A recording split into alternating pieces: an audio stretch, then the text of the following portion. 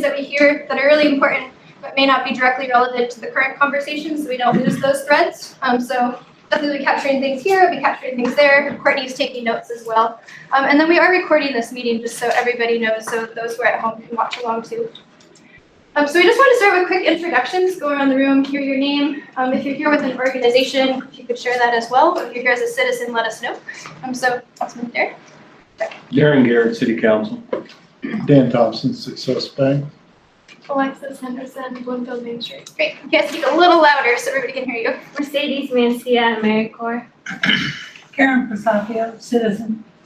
Tom Persapio, citizens also. Karen Spurgeon, Bloomfield Democrat. Earl Howard with the City of Bloomfield. Greg Proctor, Southern Iowa Electric Cooperative. Butch Priester, citizen.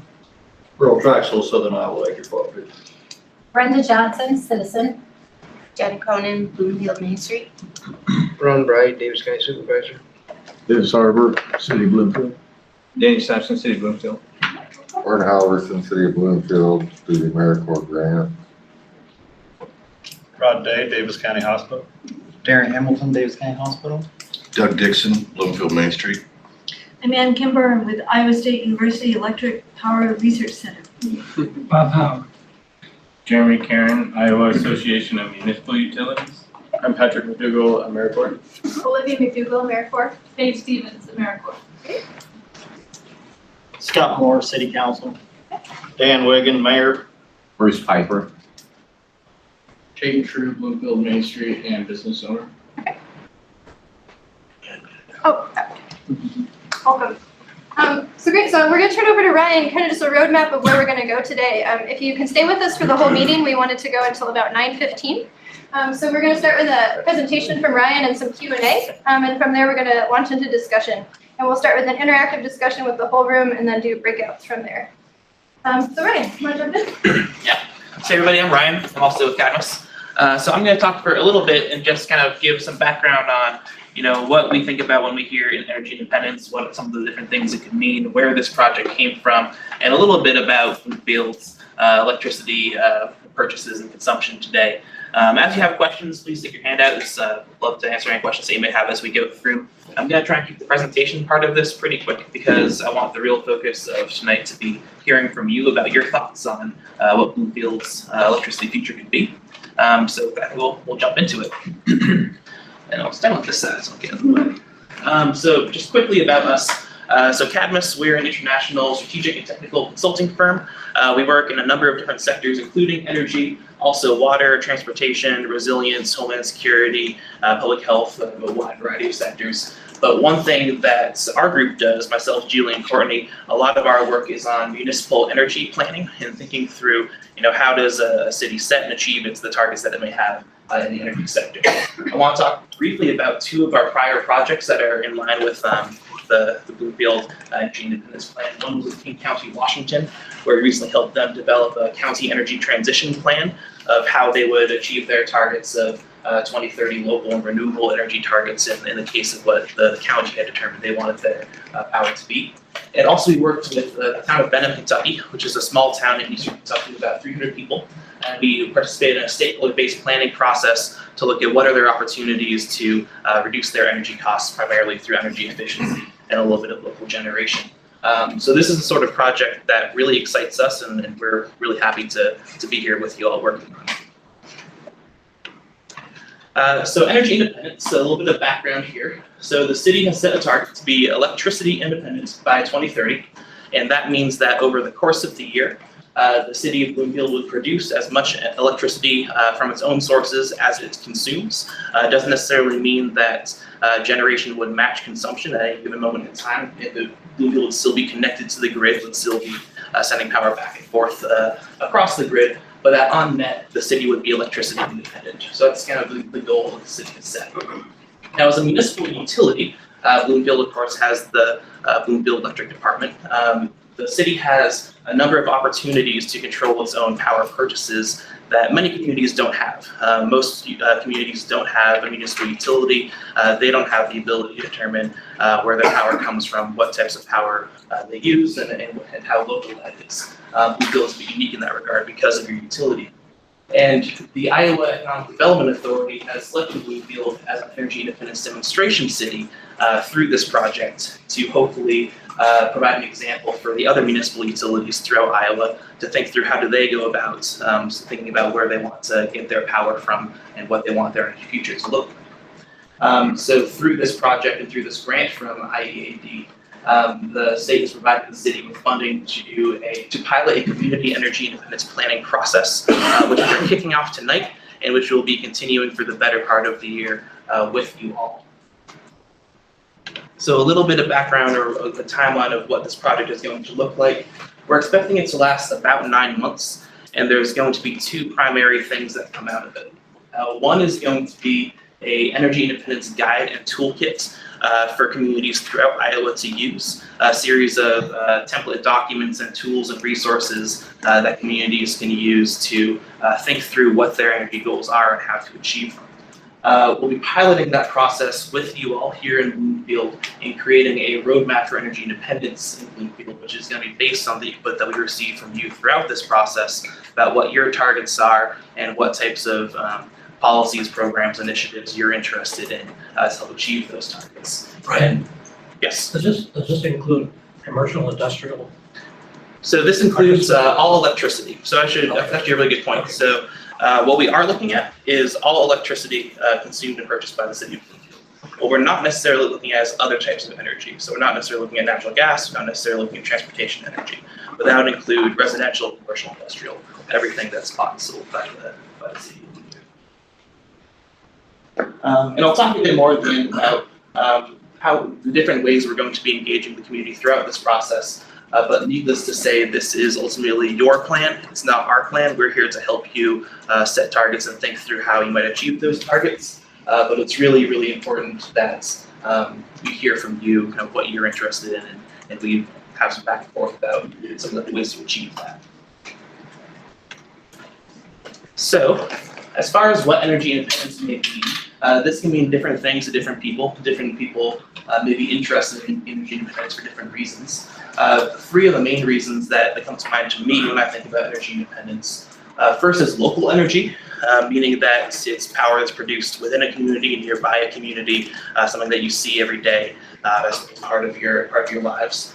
Second is opportunities for affordable energy.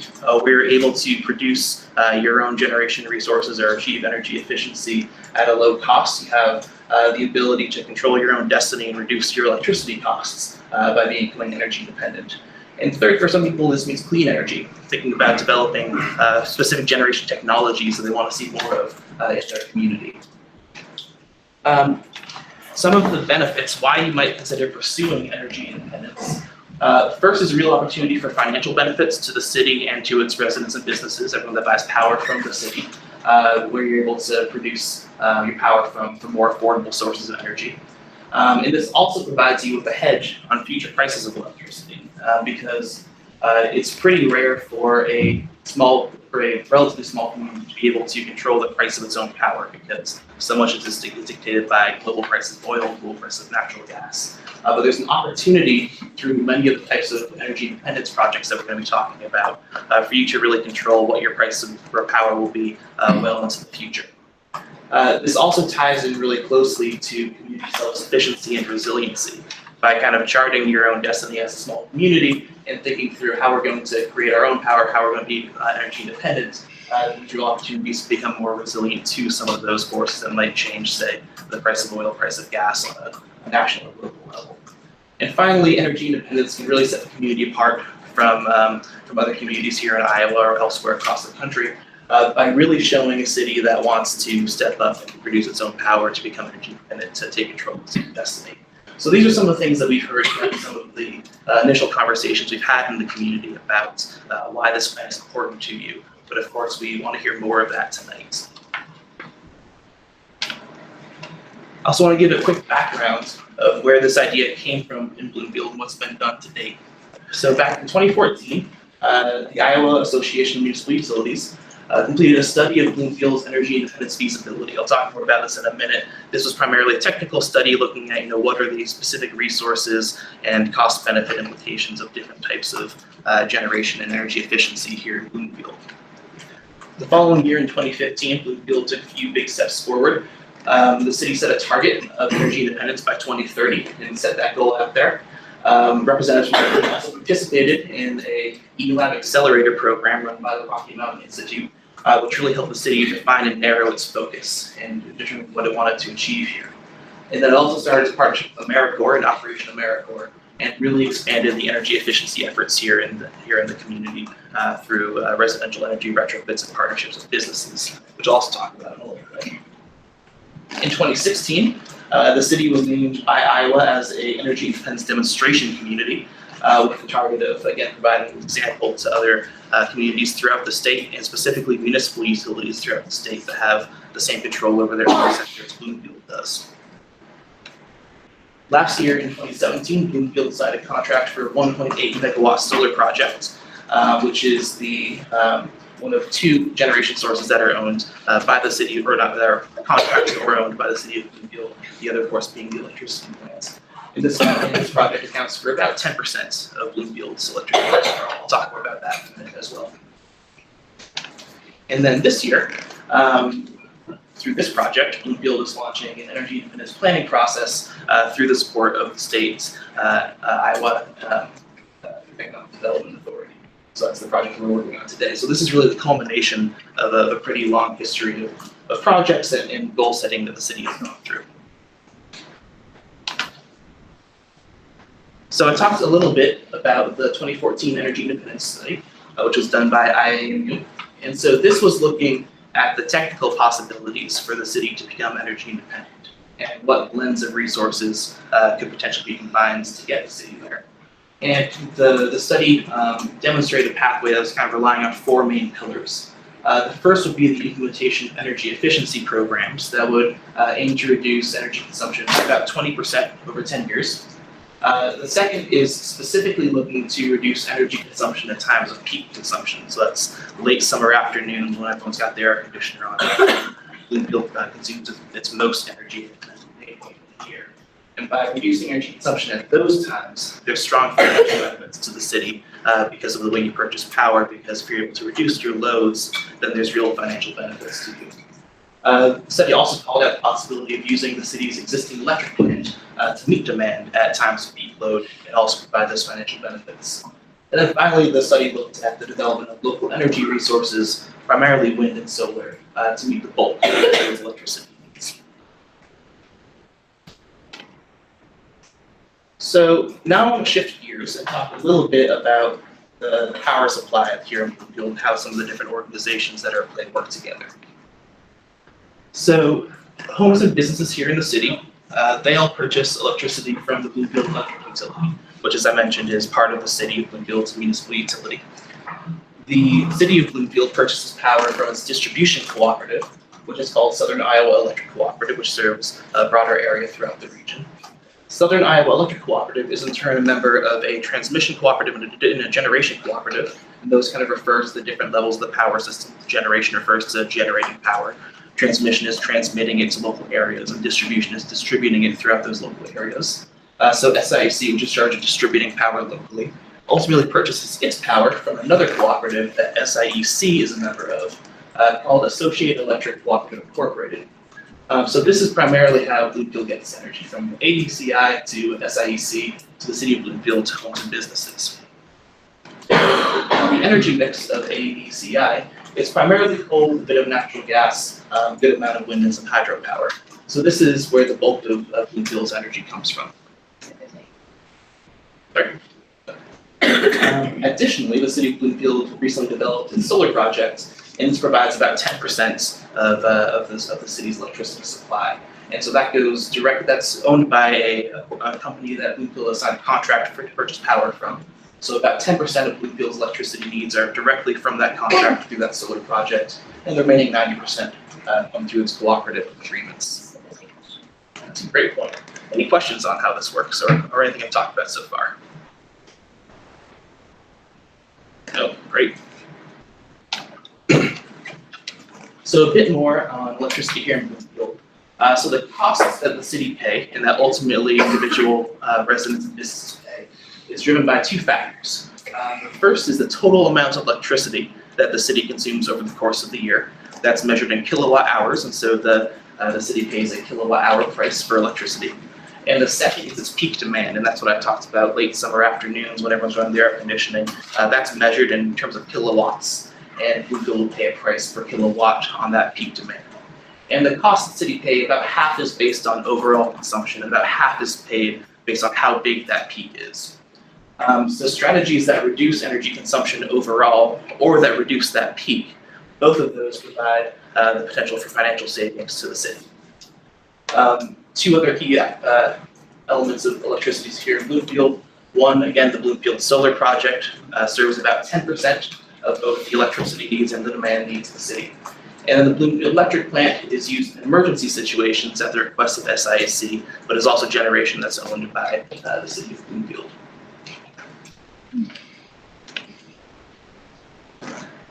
Also relevant here in Bloomfield is the energy efficiency targets and the previous programs that the city has put in place. There's been a number of programs that Bloomfield's taken to reduce its energy consumption, reduce its peak load demand. One is a home retrofit program, primarily being done by Operation AmeriCorps, which provides energy audits and weatherization to residential buildings throughout the city, with a target of citywide energy savings of 5%. Chris, I believe that you just extended Operation AmeriCorps for one more year. That's correct. So if you know anyone that might want to be an Operation AmeriCorps volunteer or Vista member, then please talk to Chris. A second key program is the Commercial Buildings Program, which provides custom incentives to businesses here in the city to adopt energy efficiency programs. And a particular success story here was a partnership with the school district, which was primarily a large lighting retrofit, which is providing a significant estimated savings of about $2,000 per month to the school district. And then third, the city is currently developing a financing program for energy saving upgrades that will allow residents to finance up to $15,000 of energy efficiency measures, cost-effective energy efficiency measures, and really reduce the barriers to accessing some of these energy savings opportunities. So Bloomfield's been pretty active on the energy efficiency front. Any questions on any of this? Okay. Your electric plant out, your solar plant out here is, I think, advertised as the largest one in the state of Iowa. That's actually an excellent question. I don't know the answer to that. Does anyone? Largest tracking project in the state of Iowa. And it supplies 10% of the city of Bloomfield. Yep. Which would be 50 houses. Well, so it would vary a little bit because, of course, the city's energy consumption is not just residential but also commercial and industrial. So it would be 10% of the residential plus 10% of the non-residential, but 10% of the overall load. So which 200 homes. 200 homes. So which one would be more energy producing, the windmill or the solar? Well, the ultimate answer there would be how big is the windmill and how big is the solar. In this case, this would be a 1.8 megawatt project. Would probably be a little bit smaller than kind of a standard industrial scale windmill, but that's not to say you couldn't have a bigger project. It's not to say you couldn't have a smaller wind project. So it would really vary a bit depending on the specifics of the project.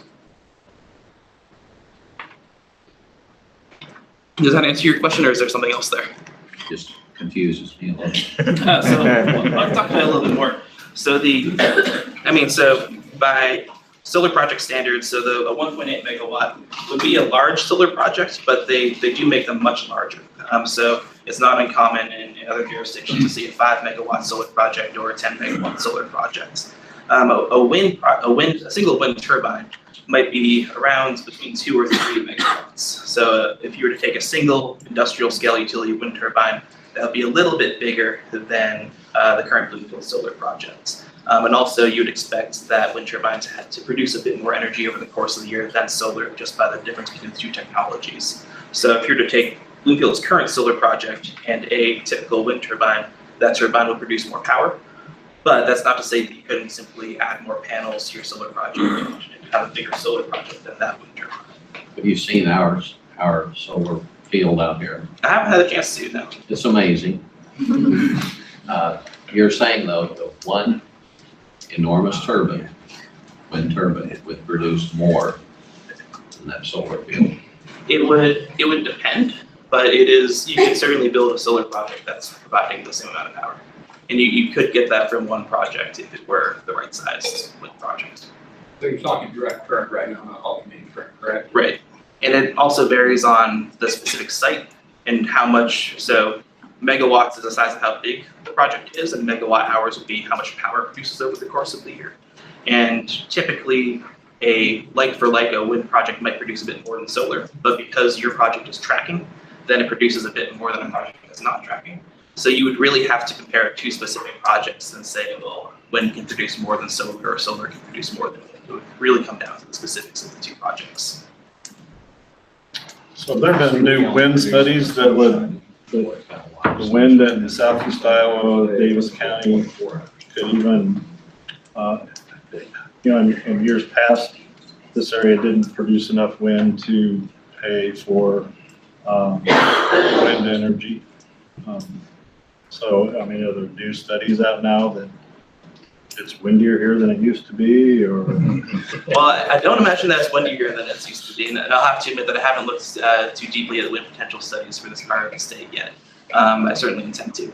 I will say that while the wind won't pick up necessarily, well, it could pick up in the longer term, but in the short term, you wouldn't expect the wind to change. The wind turbine technology does improve, so perhaps, depending on when the study was, maybe the picture is a bit different now, but I really don't know. I would have to look and see what's available.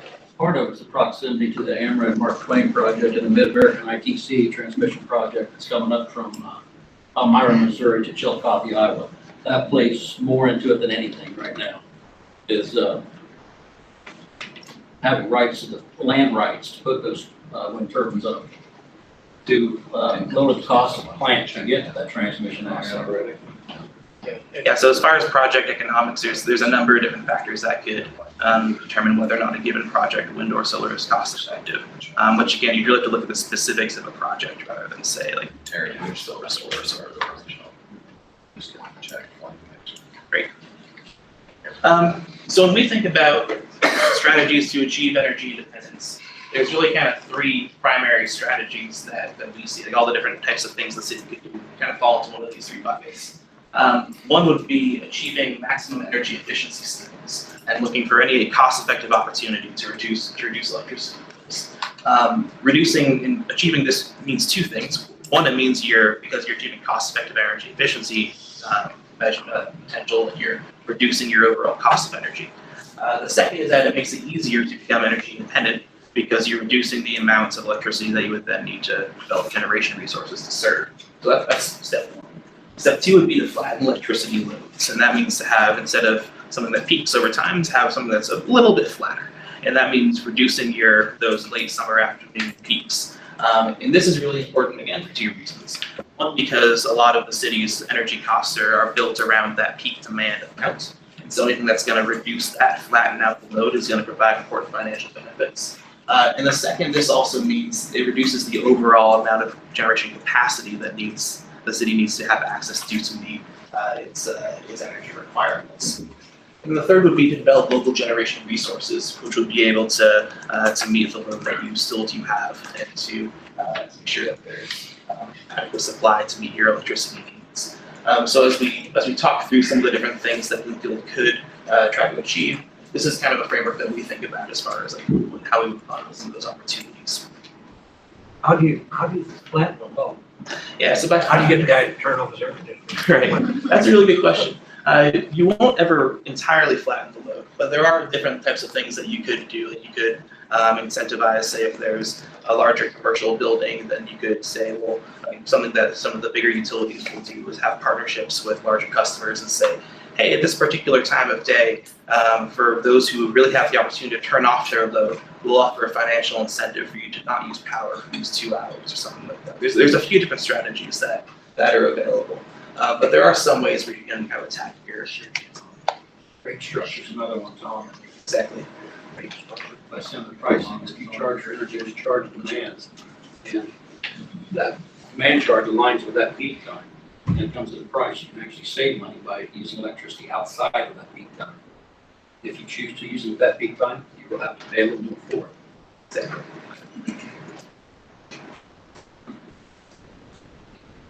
So that's, I think, as far as we want to go into like the background of Bloomfield's electricity industry. We really want to open things up to your thoughts now. I will kind of close with a few comments on the next steps that we're going with our projects. So these are the key tasks in the work that we're doing with the city. The first thing that we're doing is the project launch event, which is tonight's meeting. The purpose of this meeting really is to provide an opportunity for you all to talk about your vision of Bloomfield's energy future. The second thing we're doing following this meeting is going to identify a series of policy and program options that the city could consider. This is going to be focused on the input that we hear from you all tonight and beyond tonight. And second, by looking at other jurisdictions, other cities, seeing what types of programs and policies they've tried and what their experience has been. After kind of developing this menu of potential options, then we're going to do some energy benchmarking analysis, a bit of modeling, to really reflect, what is the state of electricity supply and consumption here in the city, and what's the expected impacts and cost effectiveness of some of the different policies that we talked about on our step. And then we're going to take all of that and we're going to bring it back for community input. And we're going to talk through what you're interested in, what you're not interested in, and based on that, develop a roadmap for Bloomfield's energy independence. As well as that roadmap, we'll also be developing a toolkit and resources that can support communities throughout Iowa that are interested in the same types of goals and targets. And then finally, it's really important to us and to the success of this project that we make sure that this, again, is the community's plan and not our plan. So we want to make sure that there's opportunities for community and stakeholder engagement throughout the process. And there's 3 primary ways that we're doing this in our project. The first is community meetings like tonight, where tonight's workshop, we're going to talk about your initial preferences, your initial vision. And I'm going to come back about halfway through our project, where we're going to present some of the preliminary work that we've done, what some of the options we've looked at, we've heard from you, and get your feedback on what you're interested in, what you're not interested in. The second thing that we'll be doing is we're going to be forming a project focus group. So we're soliciting a small group of volunteers who want to serve on this group on a more ongoing basis with the city, with us, and provide more targeted feedback on project work throughout the process. So where we are kind of kicking around ideas, we want a group of community members to give us some feedback on those ideas. If you're interested in serving on this focus group, please let us know or please let Chris know. And then the third thing that we're doing is we're going to make sure that everything that we're doing through this project is public and available to the community. That means that our project documents are going to be shared with the community and made available throughout the city. We're still figuring out what exactly this means. We're most likely going to create a very simple Google page where we're going to be uploading project documents, allowing you to download and review them and provide feedback on them.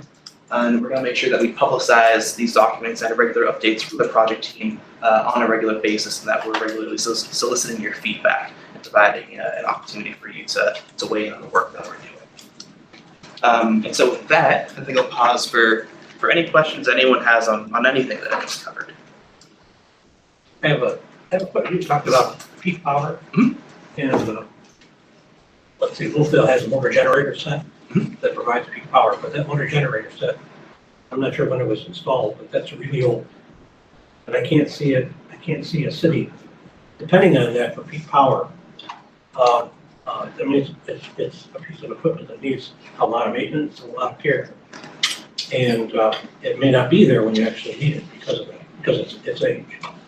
Yeah, it's a really good point, and I know that I know that you do have the electric plant here in Bloomfield. I know that is one option for A, producing power in general, and B, for producing peaks specifically.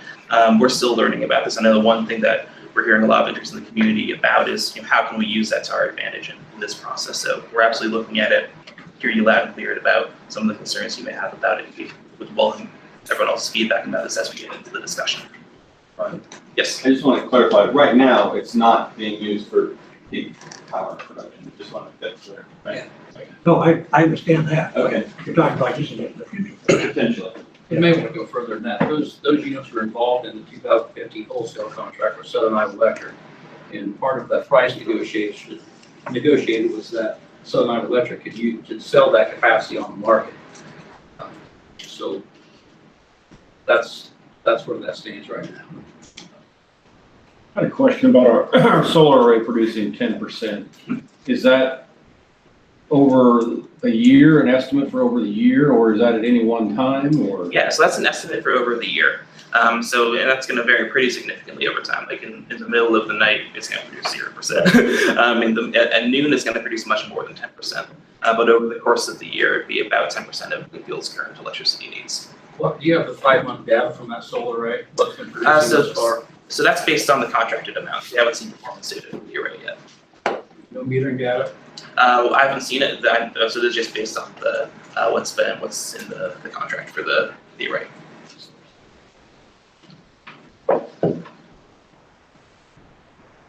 Other questions? What's about 10%? About 10%? Yeah, is it 8%, 9%, about So- 10? So we looked at the last 4 years of Bloomfield's actual annual energy consumption, and in some year, I believe we looked at what percentage of that load would be met by a solar project, and I think the minimum was 9% and the maximum was 11 or 12%. So we're saying about 10 because it really depends on is that a hot year, a cold year, how much. You're going off the 1.8 DC. Right. So you're going off 100% capacity. So You're not going off any line loss or conversion to AC or. no, we're going based off of the projected AC output of the solar project in its contract. But no line loss type figures or I don't believe that includes transformer loss. Yeah, and none of that. and I should back up and say that 10% is a very initial number. And so one thing that we're going to be doing is taking a much closer look at things. But as a rough initial ballpark, that's just to give a sense of scale of how big it is. At what point will you have any initial data? We hope to soon. We're still figuring out, what we're going to be phasing in the different projects or the different parts of the project. But we want to make sure that we're providing all of you good information. But I don't know specifically when we'll have what parts of the analysis done. One thing that might be worth pointing out is ownership of these generation assets. Kind of glazed over that would be that the city buys wholesale power from Sunlight Electric, which is built in this community and owned by this community, which is very important. So when the solar array was put in, that money is actually leaving the community. Is that a fair statement? The third party that owns that is in San Francisco, California, is that correct? It's been purchased back by 902. So that's changed?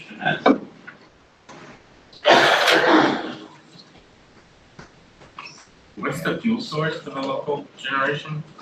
For the local generation, well, right now there's, if you mean right now the Bloomfield would have 2 projects. One would be the electricity plant, and that I believe is diesel and some gas, or I might have that incorrect. And then the solar project, of course, is solar. Great. So I think with that, we're going to pause on this and bring Julie back out, and she's going to start to talk through some of your priorities for where you would like to see the community go. Great. So I think everybody has a card, hopefully. And I have a few extra hidden on your chair. Folks in the back corner, you didn't get these probably, right? So everybody have a card and a pen. So we wanted to do an exercise with all of you to help us start to think about what matters to you and what Bloomfield's vision for an energy independent future should look like. So this is an exercise called Postcard to the Future. So the year is 2030. So if you can project forward and imagine yourself in 2030 and imagine your city in 2030, what does Bloomfield's electricity supply look like? Is it energy independent? What do you see around you? So imagine you're in that year and you're writing yourself a postcard back to the present day year. And so this is a way to start to vision and think about what you want in the future. So kind of put on your imagination, project forward to 2030, and write yourself a short postcard about what you see in Bloomfield in 2030 for your electricity supply. Take 5 minutes to do that. If you could please write as legibly as possible. We are going to collect these and read them, and they will help us to inform and think about what's important to you. So, a little time for that.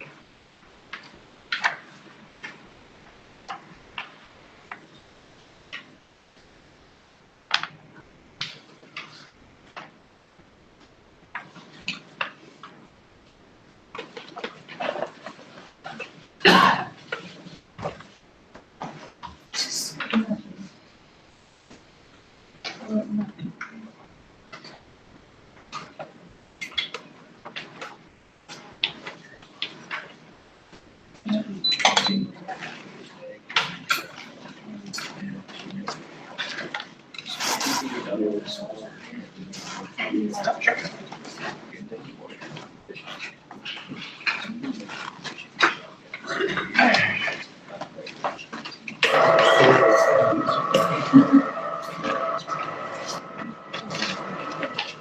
you go.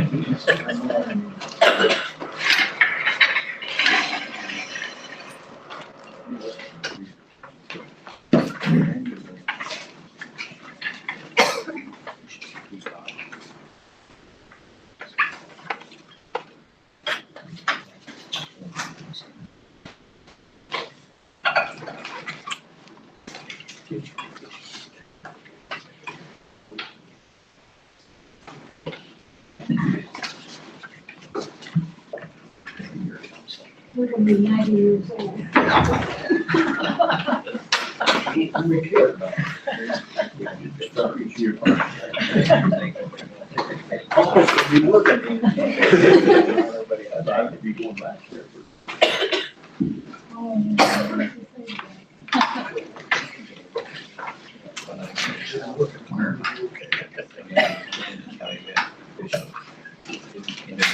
Ever seen one of those types of boats like that?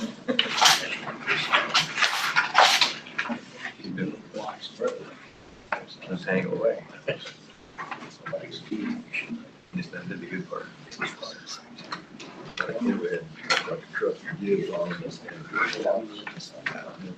You had to do that like 20 years ago. We go whole box of stuff. No problem. They're heavy and bulky. You know, those two. I packed them up on the belt one time. Block and tackle. That's when you had to learn to tie knots, man. Get tied knots there. Like what? Do what? I can't tie the sheet. Let alone know about all these things. No, I use that.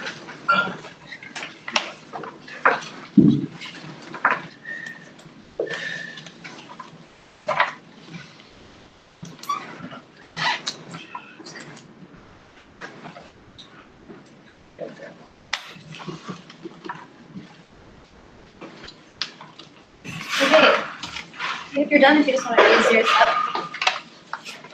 Great. And we're just gonna have to be anonymous. I'll flip them as well.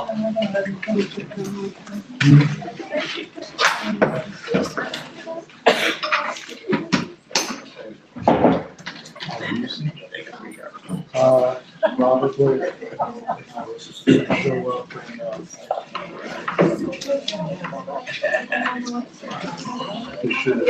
I know.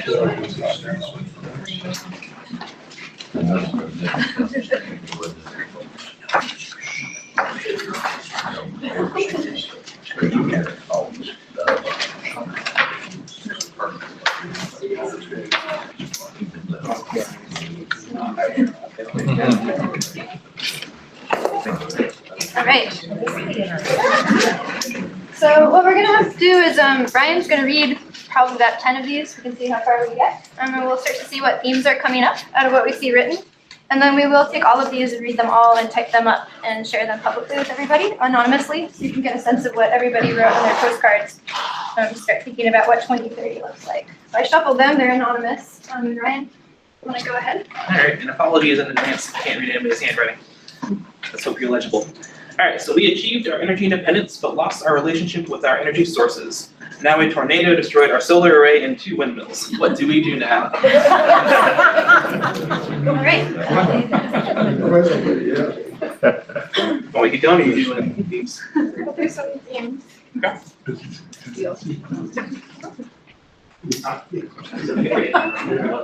right. Red blinking lights filling the night sky, and little movement from the turbine blades. Rooftops lined with solar panels. I hope there are no solar panels spread across the backyards of resident homes. Rooftops on the square and hospital collecting sun's energy. Great. Keep going. All right. Tesla batteries storing energy. no electric lines above ground, wireless energy, electric cars and trucks, and all LED lights.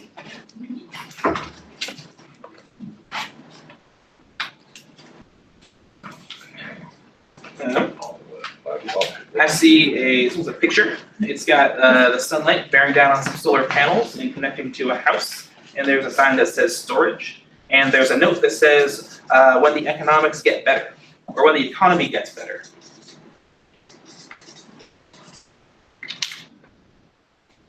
Okay. I see fields of solar arrays on the outskirts of this town, providing all of Bloomfield's energy. I see new homes being built, energy efficient, using the latest technologies. I see industrial and commercial growth as Bloomfield becomes a model of what can happen. I see the creation of jobs and energy experts based in Bloomfield that reach out to the world. Alright. Public buildings have solar roofs. A pair of wind turbines sit above the Fox River Valley at the north edge of town. A smattering of solar fields dot the landscape. A housing development featuring passive and or high efficiency homes has been built. Older housing has been retrofitted with solar roofs and modern forms of insulation. Battery storage is prevalent in most homes. All right, this one's another drawing. It says Bloomfield 2030. There's a windmill that's blowing. There's what looks like a church that's connected to a solar plant project. There's a building that says local generator. It says not gas, biofuels biomass ? And then there's a battery, and there's a anaerobic digester, so a biomass plant that says number 2 plus food waste / agriculture / forest, something digester. All right, in 2030, Bloomfield is energy independent with at least 50% coming from renewable sources. This one says, I would hope our energy system looks like clean energy. I would like Bloomfield to have a source of solar power as well as wind power. I would love to have those big fans in Bloomfield. I would hope the cost is beneficial to future generations. All right. This one says, continuing to use a mixture of sources, including solar, our town power plants, and newest technology, wind. This one says, supply of electricity is from primarily renewable sources, but it is consumption that is exponentially different and less than today, driven by hugely more efficient technologies such as laser diode lighting and heating tech that did not exist in 2018. Additionally, computer and entertainment technology uses a small fraction of what technology in 2018 did. This one I'm not sure if I can read. This one says, Bloomfield is 100% energy independent and runs on clean energy. Homes and businesses are extremely energy efficient, and homeowners and businesses pride themselves on the, I can't read that word, savings, along with how friendly energy production is to the environment.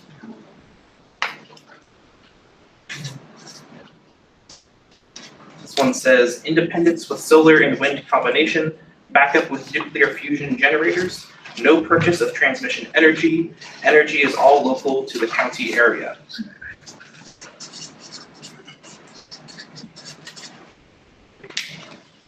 This one says underground electric system, partial wind, partial solar, partial fuel cell, nanotech in homes. Can't read that word, lighting system through town. Fiber optic lighting system through town. Just say when, Julie. Okay. People want us to keep going? Is this helpful to hear these, or should we switch to more discussion? That's first. Yeah. I think a lot of common themes. I'm starting to try to group them. Maybe we could do a few more. Sure. I've only been writing things down if they're not repeats. So. All right. Bloomfield Vision 2030. Electricity supply source 20% solar, 30% wind, 50% SIEC. I think that for truly reliable and affordable energy that will meet the city of Bloomfield demands, it will be necessary to have a dependable backup supplier that can meet our needs on demand. All All right, 2030 energy. Bloomfield has achieved energy independence through energy efficiency programs that have made our homes and businesses more comfortable and businesses more profitable. We generate our electricity with wind and solar projects and use both utility and home and business scale batteries to smooth out our demand and supply. New lighting technology is ubiquitous. Wind energy projects are directly connected to the city distribution grid. Great. Okay, we can do one more and then switch gears a little bit. I think we've got a lot of themes out here. Okay. Energy will be supplied by 60% solar, 20% wind, 20% other. Our something hopefully more efficient, our hopefully more efficient homes, and better, we're hopefully making homes more efficient and less demand. Apologies, I can't quite read that one, so I'm gonna do one more last one. Okay. Bloomfield's energy system is completely independent. Several sustainable energy sources have been added, and the community is mostly energy aware and active in renewable energy programs. Okay. Great. So we'll do a deeper analysis of these, but I tried to capture the themes that I was hearing. And I just want to summarize those and then have that launch us into a discussion.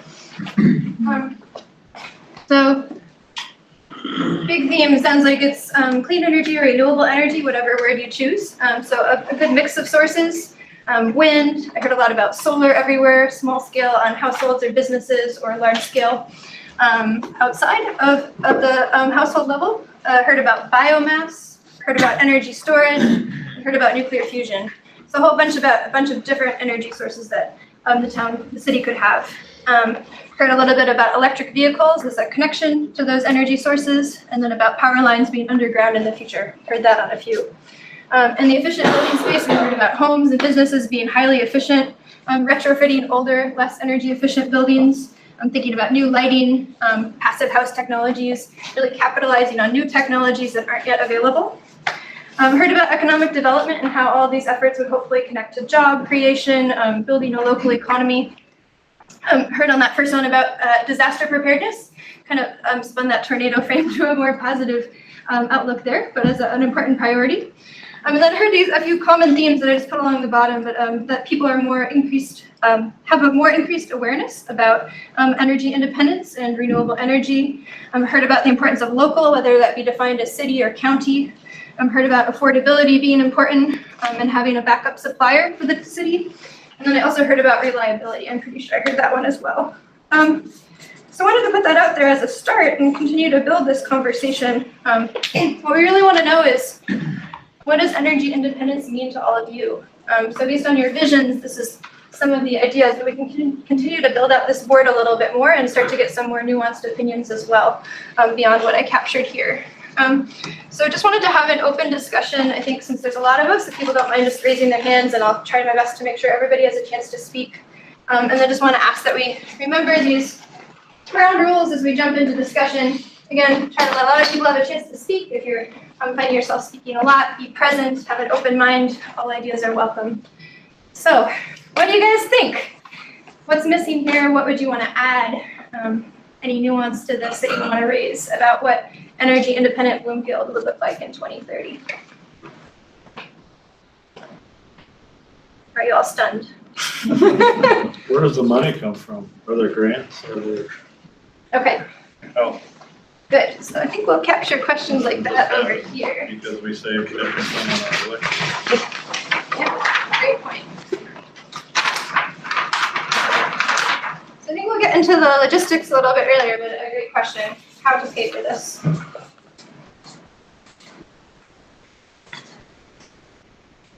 then I'd ask that question back to you. Do you have a vision for how one would fund this transition, or a thought that I could add to the board about that would connect? Well, it doesn't come out of my tax money, I guess. Okay. Sell electricity. Yes, sell more than 10%. Okay, so not funded by taxes. More than 10%. Good question. One thing you can depend on, it will not be free. Yes. Investment tax credits have already been funding solar and wind projects throughout the country. And once that 30% tax credit will incrementally go down throughout 2024, Chris. I think so. I'm not sure. reduces to 26% down, that makes the economic strain quite a little bit. So the more we get done sooner, the better, if we can get those tax credits. Okay. They don't do us any good to get tax credits because we don't pay tax. Could you explain that a little bit more? We don't, tax credits don't help the city unless we can sell them because we can't use them. Mm-hmm. Tax credits generally are sellable. There's an open market to buy tax credits, so. But they're not sold for dollar for dollar. That's correct. So you may get 50 or 60% on the dollar for them. There's a difference between production tax credits and investment tax credits as well. So I'd encourage us to, before we go into the how do we pay for this, how do tax credits work, which I think Ryan could explain a little bit more too, because there's a lot of nuances there that I think Amir is alluding to about how this works. I just want to encourage us to think more high level at the vision scale right now. So captured the broader points about how this needs to be affordable, how it shouldn't raise taxes as part of the vision, and how we capitalize tax credits. But again, like trying to think in that 2030 frame, what does this look like? The vision. I think energy efficiency needs to be a key priority because there's no sense in building a bunch of energy and then do efficiency later. You need to have the efficiency done first so that you don't have to overbuild your energy. Okay. You need 7 meg now and you can drop that to 6 meg or 5.5 meg, then you can save $4 or $5 million on what you build. Great. Yep. Energy efficiency is a first priority. Others. Okay.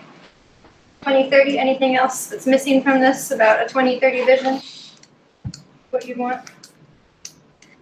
You'd certainly think that the energy efficiency would be tremendously better by 2030 than it is now with all the So anything else we should add here? Because we had talked about how there'd be new technologies in buildings, passive house as a building technology, retrofits, new lighting. Is there other things we should add?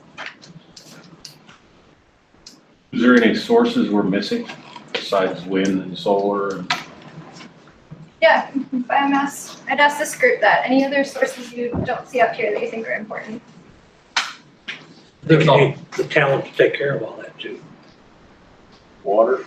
No, talent, people that take care of the stuff. So you mean like connecting jobs to this? Yeah, Like this would connecting require? jobs. Yeah. Okay. Yep. Okay, did I hear someone say hydro? Is that something we'd want to add to the vision? Are people interested in more hydro? If it was potential, if it's feasible? Okay. I wish it were. Okay. But you can buy energy, you can buy hydro produced energy. Okay. Great. So maybe we'll shift gears. I think people are a little more interested in kind of being a little bit more grounded in the present. But I think this gives us a lot to go on for thinking about future vision. Before we switch gears though, is this anything else I should be adding to the board here? Okay. Great. So what we wanted to talk about next is priorities. So what really matters to you? And I think we got a sense of some of that in the vision, but wanted to really unpack, like I heard loud and clear from several of you, money matters. Yes, sir. Have you got room to move that board back a little bit? We can't see but about that. Oh, I'm sorry, of course, yeah. I see them telling me that. Is that better? That's somewhat better, yeah. Okay, sorry about that. So what we wanted to do next is hear about your priorities, and I think some of you had already alluded to those already. Affordability being one of them, not raising taxes, taking advantage of tax credits, to give you some examples, but I wanted to get more up on the board. So what are your priorities for energy independence in Bloomfield and for your energy system? I'll add affordability since we heard that already.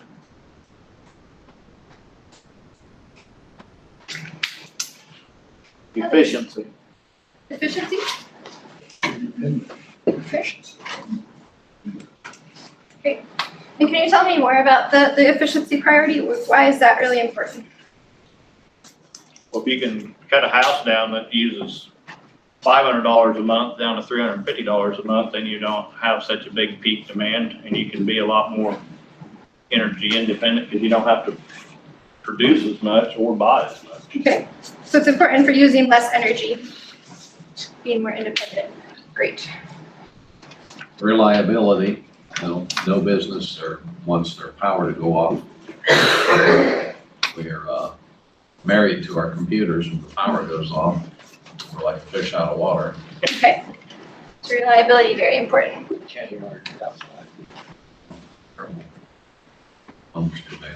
Great. Other priorities. Haven't heard much from this side of the room. What else matters? Yeah. Community involvement. Okay. Can you tell me more about that? Just making sure that people are aware of their options for energy efficiency, and aware of the city's projects. So it sounds like awareness, participation is important to you? Yeah. Great. Okay. Others? I would say community education.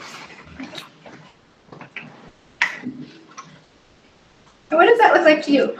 The energy market's a very complex and evolving industry. You can make all the plans you want today. Well, you can look at the 2014 from the Iowa Municipal, and a lot of those assumptions are moot now.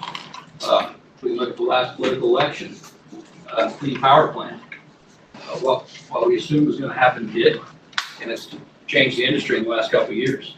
And so, before we make decisions as a community, and maybe define community as well, that we need to be sure of what we're getting into. Great. So complexity, making sure people understand that. So it sounds like I also heard making informed decisions as part of it. Yeah.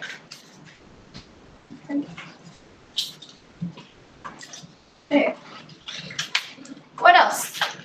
What I other think the priorities? measurement of the total economic impact, there's a good point measured about, tracking the, where the money goes. So if we're generating our own power, how much savings is there to people here versus how much is going outside the community? I think tracking all that's important. Transparency. Transparency, yeah, so it sounded like a few things there. What you seem to be saying is that you want to make sure that the benefits are local? That the local benefits improve with all of it.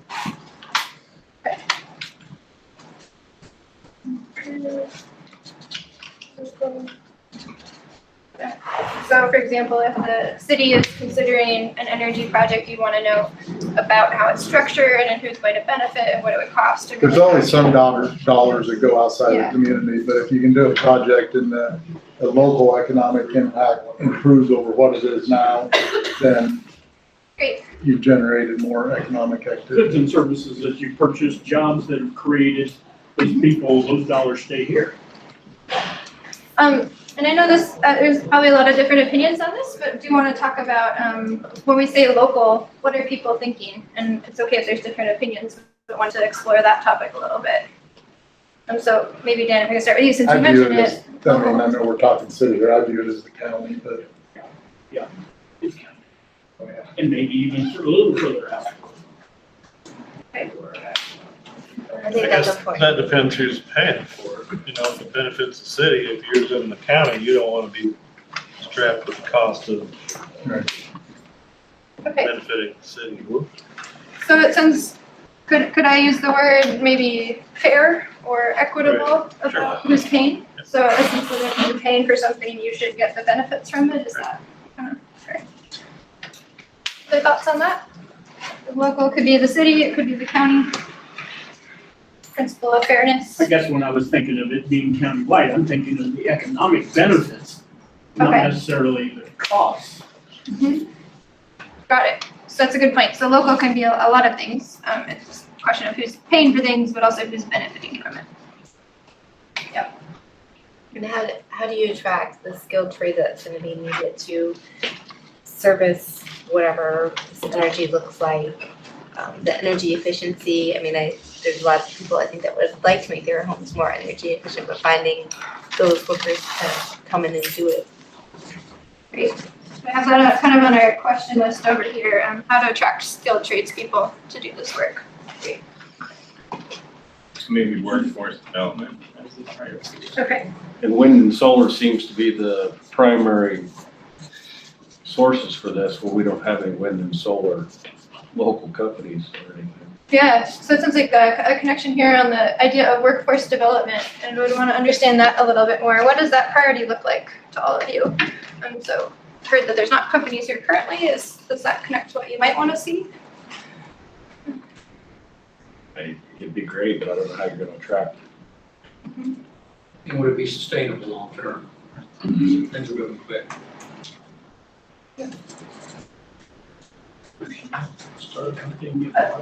Curious, is it Jeremy, you had mentioned workforce development. Can you tell us a little bit more about what So you tie into perhaps like one of the local vocational schools and develop some sort of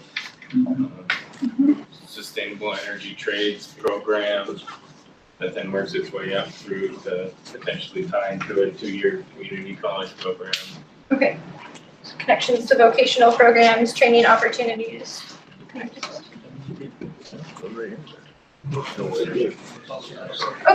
so where we are currently in terms of thinking about priorities, I've heard a lot about wanting to ensure that the community is involved and aware, that things are transparent, that people understand the complexity, and that the city is able to make informed decisions with community involvement.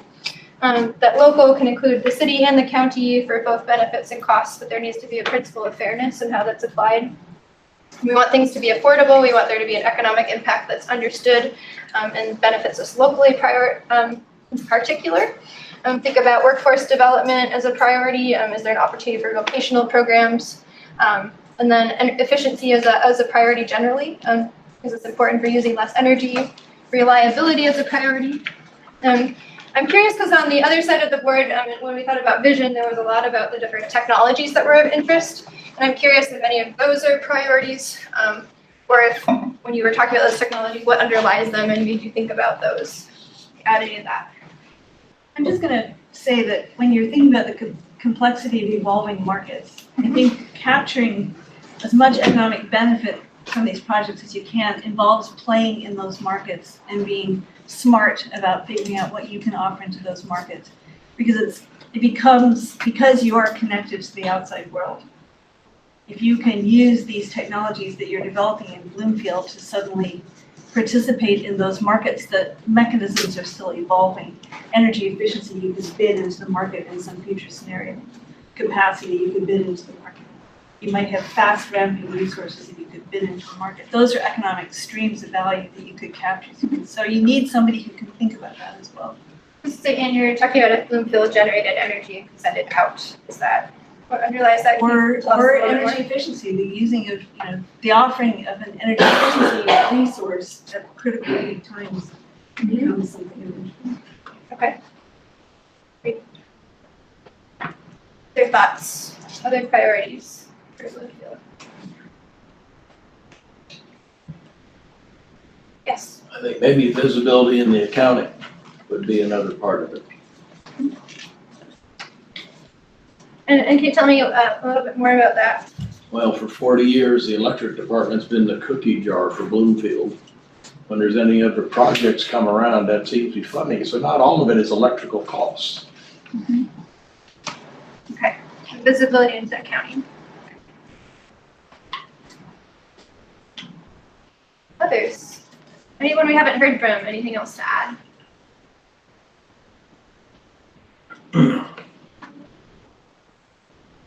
Okay, great. So what we wanted to do next was to break into 2 small groups.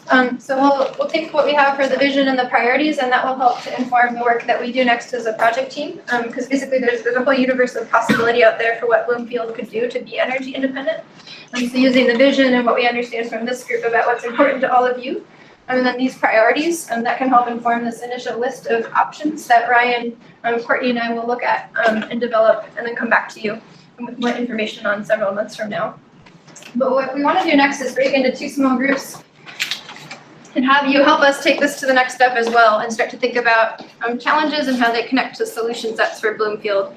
And so in our 2 small groups, we wanted to brainstorm and think about what's going to be hard about this, and then how do we connect what's going to be hard to what are the opportunities and the solution sets, and some quick wins for starting to move even further towards the 2030 goal of energy independence.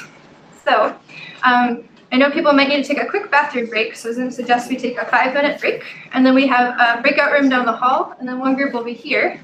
So if we could just divide straight up the middle here. This group, if you could stay in this room. And this group, if you could head over to that room. We'll have small group discussions starting at 8:20 for about half an hour and come back as a full group. And it looks like we'll be able to get you out of here by 9. So, thank you.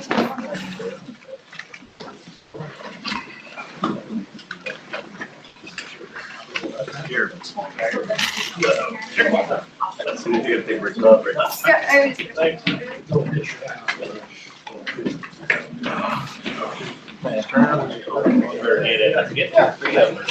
was. They're all. Whatever.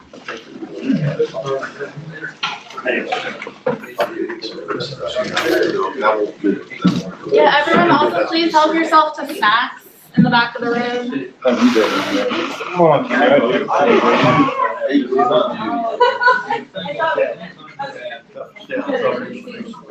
That's no problem.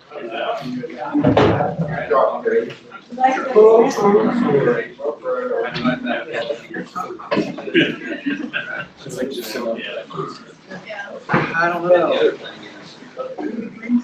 I think we need to solve more damn problem, not like $50 million.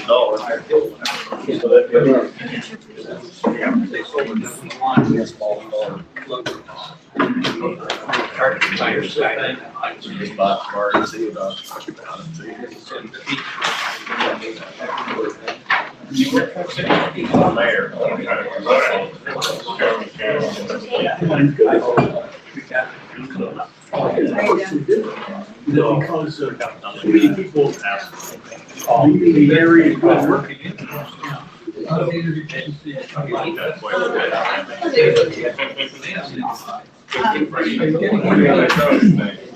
Oh, yeah, I will be right now, it's just, we've been talking to people.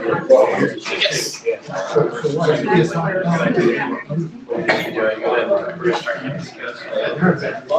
don't really have a priority on that. I'm just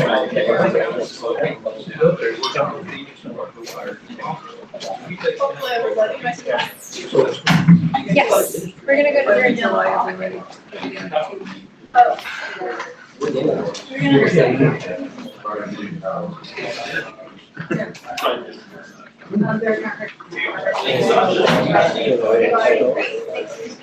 What I've read through so far. Do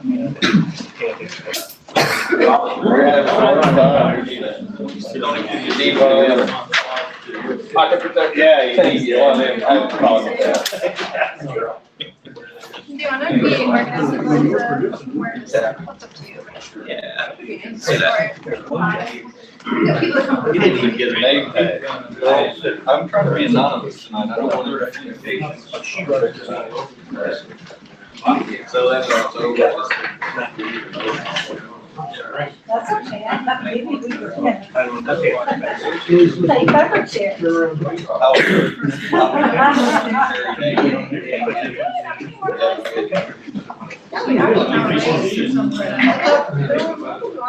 it's not looking to me. But was there less after like 10:30? I did a walk around about 10:30 midnight, just to like the amount of people in the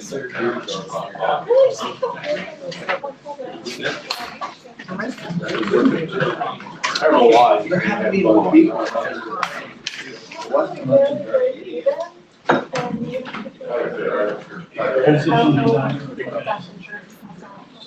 Get it? I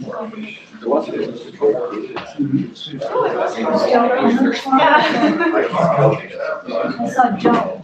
I thought they got it, we should try to do a crowd. Oh, yeah. Is there all coming back? No, he's sitting. Alright, here. So if you guys don't mind, You didn't tell me. I'm gonna try and sort of surround a small circle so we can all kind of be joining the same area.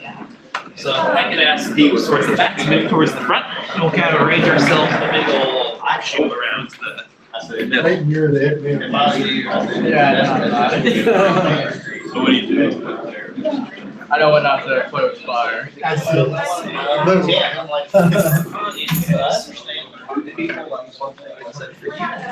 They're buying up your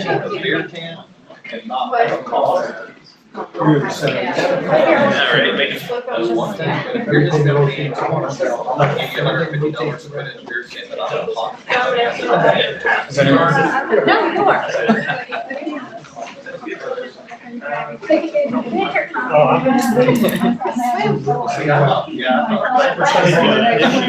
You guys found them. Is there anybody else who should be in the other group? Did I work for you? Yes, I did. We can put together. We were doing that. I did a little bit, yeah, I did. What's your main? Oh, good. He said he could hear you, I could hear you. I knew that voice. He knew that voice.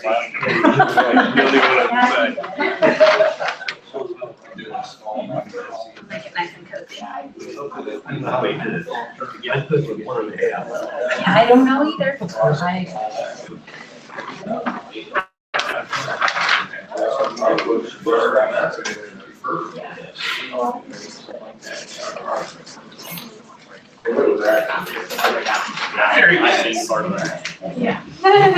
I'm gonna close this door.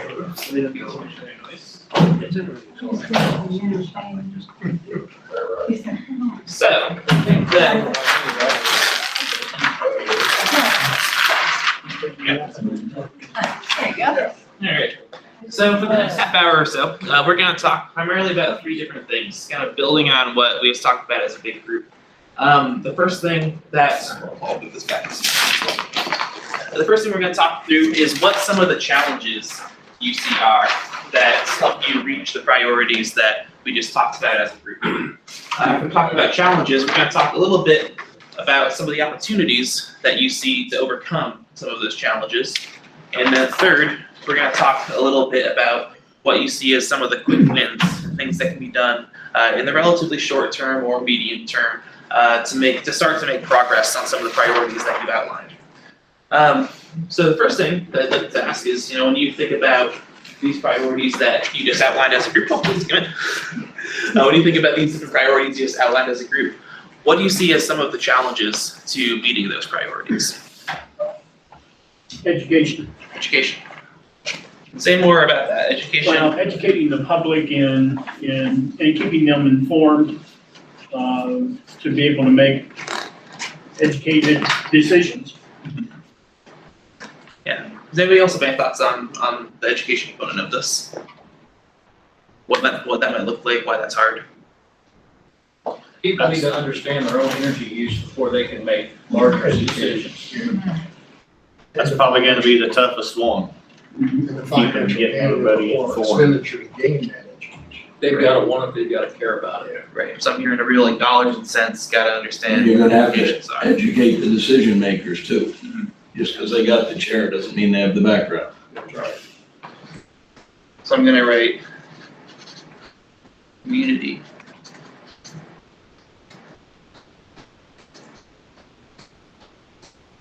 Decision makers. Okay. What are some of the other challenges that you guys see in meeting the priorities we talked about? Money. Money. I've heard money and finance at the same time, which is really convenient.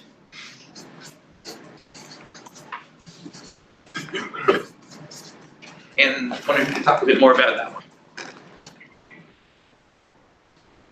I think the mayor focused on importance of energy efficiency, and I think it's important to understand that there's an almost limitless number of energy efficiency programs that over the life of the measure that's installed are going to be less costly than purchasing a kilowatt of electricity. So in a sense, there's a lot of things that are going to be self-sustaining in terms of finances. Gotcha. And that needs to be understood. And we've already seen it with appliances. Yeah. Appliances are more efficient than they ever have been. You're seeing some of the larger utilities scale back their energy efficiency programs because they're just not as necessary as they used to be. It's still very important and still mandated by the legislature, but it's not like it was 20 years ago. Okay. So I think I'm hearing 3 different things here. One is this is part of an education thing of finding the energy efficiency opportunities and, understanding what they are, how they play out. And then to your point, how this fits within like the institutional utility context, like what is the utility's job, what's happening anyways with federal appliance standards and whatnot, and what can and should the utility be doing on efficiency. Let's talk about the money and finance one a little bit more. Like, I mean, obviously money is difficult, but wondering if you can unpack this a little bit. What was particularly difficult about energy independence, thinking about it through a financial lens? Well, I want to know what the relationship is between the residents and the businesses. Yes, talk a little bit more about that. We have a large hospital here. We have a lot of large buildings, So what's the fit with the residents? What's the relationship with the residents to the usage, to the costs? What all is involved in that? I think understanding like how they contribute to the cost versus how much they pay, is that sort of what you're getting Falls at? in the line of fairness. I mean, what's, I guess, transparency and use. Yeah. The transparency is a big one, because I think that's something that we've heard a lot in the conversations we've had before so far. Because a large business takes a lot more electricity than I do. And so it's like understanding and knowing in the community, like the costs that different types of customers put on the system versus how much they pay for their electricity. Is that what you're getting at? Say it again. Like the understanding the costs that different types of customers put onto the system and whether they pay those costs. Yeah. Seems like access would be one, too, for very socioeconomic. Yeah, access to what? Access to funding and programs, resources. So not just the, highest grossing companies or wealthiest people in the community are being able to invest in these solutions. It's the community overall. Yeah, equity there as well. So. Yeah.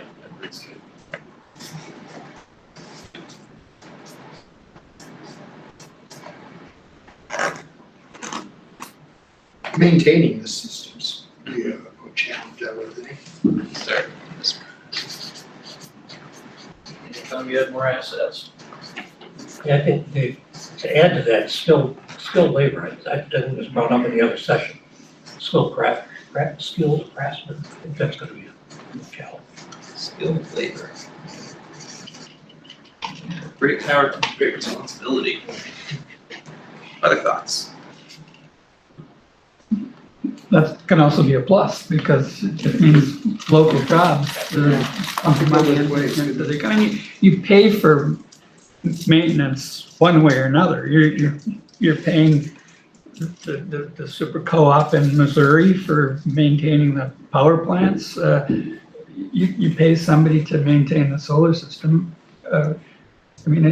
At least the jobs are local when you're doing it this way. I feel like I'm putting an asterisk there because it is a challenge, but to your point, there was definitely a benefit to having skilled labor.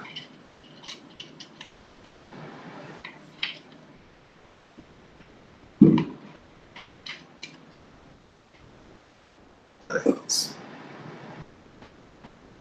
So I feel like let's talk about this one a little bit more, the money and finance one, because you threw that out a little bit, but that seems to be something that was raised a lot when we talked about the priorities. Have a concern about how do we pay for all of this? Where's the money going to come from?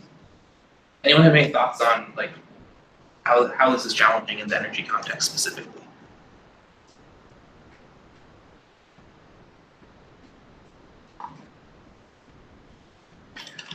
Scale of the project and lack of tax liability.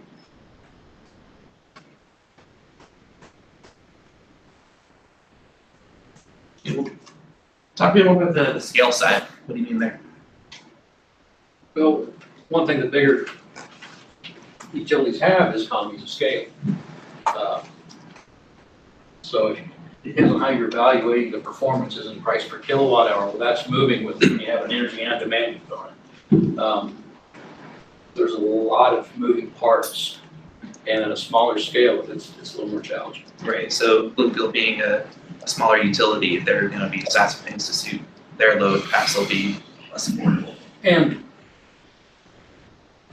really, solar and wind, feasibility of energy independence long-term is reliant on other emerging technologies. Battery storage is a big one. So by going solar and wind, you're putting a lot of eggs in one basket, saying that this is gonna happen and it's gonna be affordable. We just don't know that yet. When you've got Lockheed Martin that's just had a patent for a compact fusion reactor, did that change the game in 6 years? Certainly. Yeah. So I'm gonna put down two things there. One is the reliance on technology and new technologies specifically. I wrote down storage. The second, this is something you mentioned earlier as well, about uncertainty. And what if this whole thing gets blown out of the water by the technology that Bloomfield is thinking of? The big challenge is that if this thing works, the community benefits. If it falls flat on its face, the whole community's gonna pay. But risk. Because the more we produce for ourselves, the less we buy, which they lose their buying power, so it is gonna increase, it's gonna increase rates for everybody else because they're not gonna be able to buy as cheap as they have been. And when you talk, are you talking specifically about the cooperative when you talk about this? So. Well, it rolls clear downhill. I mean, if they don't buy it, the company they buy it from, it affects everybody clear to the guy that makes it. And the community owns those assets too. And it's a co-op, so we own it. Yeah. So the challenge is. So it affects us too, if you live or own property outside of it.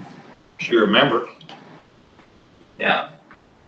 Okay, those are all The good. city's not a member of the co-op though, they're a customer, a wholesale customer. They're a Are they member. getting the, what do you call the They dividend? forego those to have the lower wholesale price within the contract. Alright. So the question that I have is, if we become more energy independent, because that's how you see go away. Alright, so that's something to really get down to. Strategy change, there's a reaction.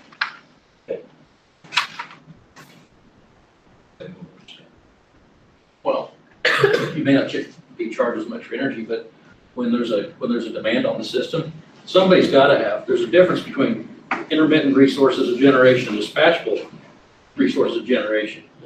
And dispatchable, the cost to operate dispatchable sources of generation actually increases because it's gotta respond to when it's gotta respond to solar. You just can't ramp up a coal plant or a natural gas plant and shut it down when the wind decides to blow. Right. So those costs go up too. Alright, I wrote in a really horrible scribble the stuff of the wall, which I think is another important challenge. So now I'll shift gears a little bit and talk about what you see as the opportunities to overcome those challenges and to provide benefits to the city of Bloomfield. Is that everything we want to throw out?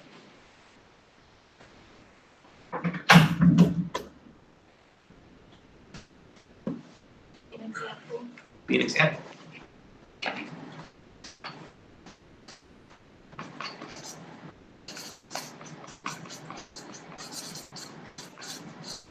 Talk more about that. Who would be an example for? What kind of example would the city say? Youngins, I guess, the people who are still in the community, who aren't at this meeting, who want to know. Surrounding communities be kind of a guide to the rest of the area of this is what could be available. And like your other towns that you've been at, those are places that we look up to. We should be able to be a leader. Could attract like a research project sponsored by a university if they're looking for something like this and they want to jump on that wagon. They could do it on a small scale here compared to some other opportunities. So I think this is very connected to setting examples, being an opportunity to try new things, partner with researchers. pilot new approaches. Other opportunities. You talked about skilled labor, jobs. Yeah.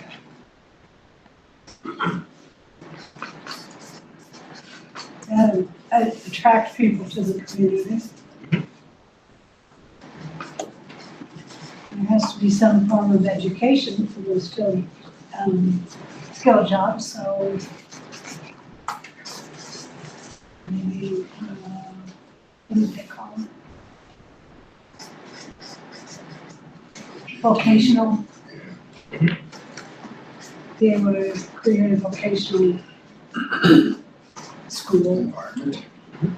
Let's build new training programs to build local workforce. Other opportunities are new industries. Yeah, like what? Well, there are corporations out there who are looking for communities that are innovative and progressive. And so, and there may be some that aren't big users of energy, but provide worldwide work. What's being done on the internet and things like that, businesses don't have to be on site anymore. You can be in an office and do work for Japan. And so they're just, who knows what the possibilities are. Yeah, so I hear some of these, kind of a theme of like making Bloomfield a more attractive place for research, for business, for employees, for educational programs. Well, there's growth. Ain't that not growth? And that's something our entire area starved from. Yeah. I guess one of the other things that's important to me is the fact that I want a viable community for my grandkids to live in. If they so choose to stay in Davis County. So secure and stable community.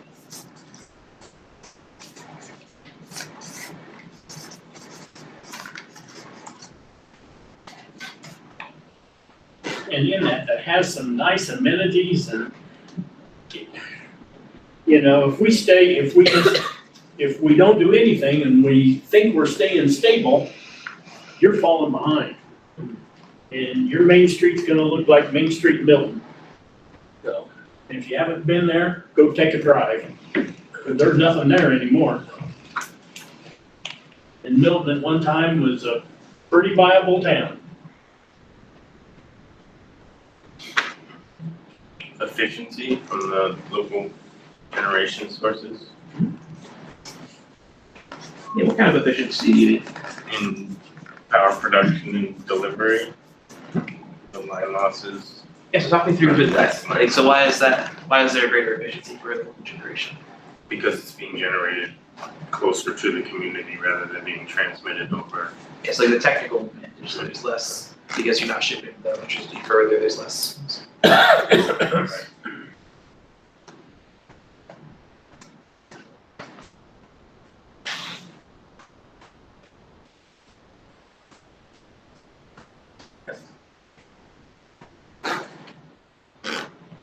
Anything else?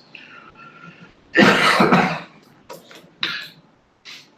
think efficiency the other way around is an opportunity too, by creating programs that help support the penetration of efficiency, both in the residential sector and the commercial sector that you're driving down. To add generation resources. So efficiency programs. And it sounds like that's connected to a lot of this, like school jobs, educational programs. That can tie back also to, if you're creating efficiency programs that, say, make a person's house operate more effectively in a cooling mode, then you're making people a lot more comfortable if they didn't have access to that previously. Yeah. Right? Self-sufficiency. Self-sufficiency.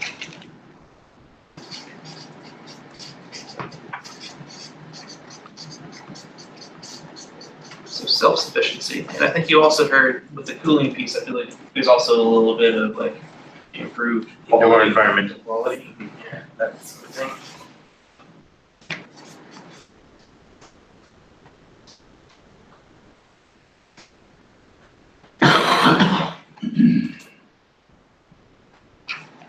Anything else? Okay. Let's go to the third.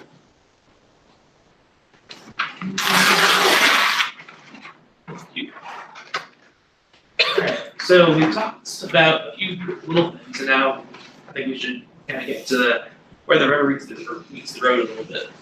So we talked about some of the, well, first we talked about your vision of the future, what you want to see in 2030.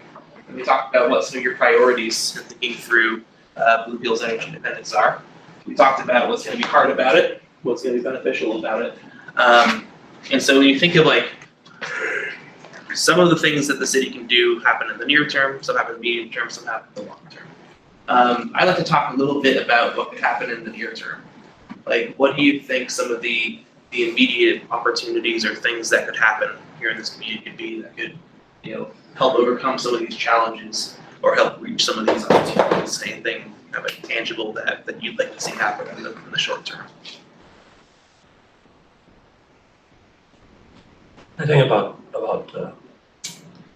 upgrades to just homes in general, you know, starting a program to better insulate, better prepare homes for using less energy. And we've been doing that for 2 years with the AmeriCorps, you know, when I jumped on, of course, in the know, I jumped on the bandwagon and they came in and did the study on my home, and I thought I needed new windows and found out I didn't. You know, well, that saved me a lot of money, but the fact that they walked around and I said, well, I put an LED bulb here, and they said, well, what about here? You know, so changing all my bulbs to LEDs, you know, now put in a ground source heat pump. Did I see any cost savings? Not really, because you know what we did? Instead of wearing coats and wearing blankets to watch TV, we turned the thermostat up. My bill's the same, but I'm comfortable. That's worth something in my book. Actually, worth something. I'm a In good my customer. book, I'm a good customer, you know? But still, you know, and, you know, we've been doing those things, and yet there's people who haven't jumped on the bandwagon, so awareness of AmeriCorps and the home energy audits and those things, so that we can get more homes retrofitted. Does Bloomfield offer any rebate programs as of yet? They do for some of the washer dryers. Some appliances, but they're not large. Yeah, not large. Water heaters. Well, you could do a lot with rebates and price signals on electricity. Yeah, if you wanna shave feet, let people feel in their pocketbook, that'll get their attention, and they'll do something about it. Gives them a little more discretionary spending if they're not paying it out for utilities. Yeah, that's true. They'll still pay their cell phone bill. Not necessarily. And they'll complain about it like they used to their electric bill. They may not pay their electric bill, but they'll pay their cell phone bill. Some upstream rebate programs too, where you're working with local vendors, HVAC companies or contractors that are installing equipment to put in more efficient equipment. Yeah, can you talk a little bit about where you've seen that work? It sounds like you're talking about programs that you've seen elsewhere.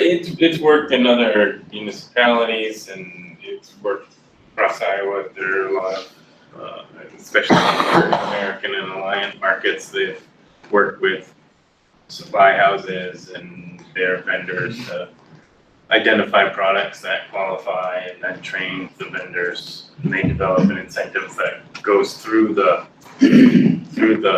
contractor, so they get a savings on it, but then you're also getting the trickle down of the more efficient. Cedar Falls has had a long-term program. It's maybe not a quick win, but they've been, municipal utilities have been sizing air conditioners. Right. And guaranteeing the that sizing, and the result has been that it's really dropped their peak demand for electricity. Talk about how that works. So the utility. The utility runs the manual J analysis of the home. They train local vendors to do the proper sizing of the ductwork and balancing.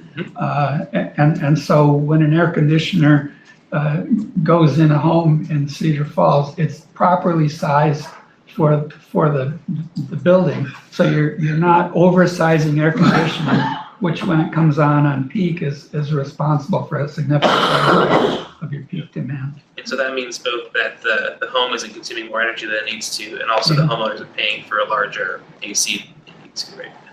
Yes, without that sort of partnership that they built with the local HVAC people, that you miss a lot of opportunities. Yeah. And that can trickle down into appliances and, washers and dryers, dishwashers. That same concept translates into how you manage your distribution system as a whole. Are you right sizing transformers? Yeah. Are you right sizing conductors? Are you utilizing capacitors and regulators? There's folks that are using conservation voltage reduction to mitigate some line loss. Those are easy. So a lot of this work may already have been done in the last couple of years, but there's very likely some quick wins by looking closely at municipal infrastructure, looking at the pumps in the water and wastewater treatment plants, looking at your street lighting, any sort of public infrastructure, making the schools more efficient. If you reduce the cost of energy to the school, everybody in the community who's paying property taxes saves money. Even little things that the city of Ames, on peak periods, the city power plant folks will turn down lights in the office, and they're looking everywhere for savings, and a city can do that if they look closely at the public infrastructure. Yeah, managing their system, underground cable, when it's not being utilized, it's still heated up and it's taking energy. It's building capacitance. That's one thing that we've found on our system. In shoulder months in the springtime, on certain substations where there's not a high energy use, there's a lot of underground, and we're still heating that underground up and our power factor falls. It costs money. So I'm hearing a definite theme here. It sounds like there's been a lot of interest in admiration both of the work that's been done here in the energy efficiency, especially through the AmeriCorps programs. Good job, guys. And also looking at what some of the other jurisdictions around Iowa or elsewhere have done on energy efficiency programs. And the idea of right sizing came up both here and with air conditioning, but also the distribution system, managing that, making sure that there's no waste in that side of the system either. These two ideas I think are both interesting. The upstream rebates and partnering with business for rebates, and the AC sizing partnering with HVAC, because both of those means doing some sort of a partnership between the utility and industry. I guess to break that open a little bit, like, do you all see opportunities for that sort of business partnership here in Bloomfield? Don't know why not. Why not? Yeah. I agree. Advantageous to everybody.